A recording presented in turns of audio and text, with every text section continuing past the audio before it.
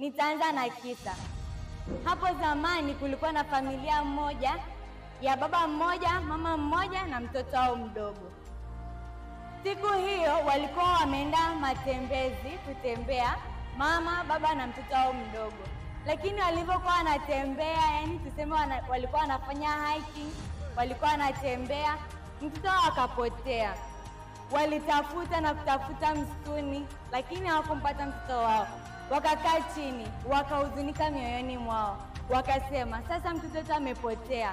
Wakakata tamaa.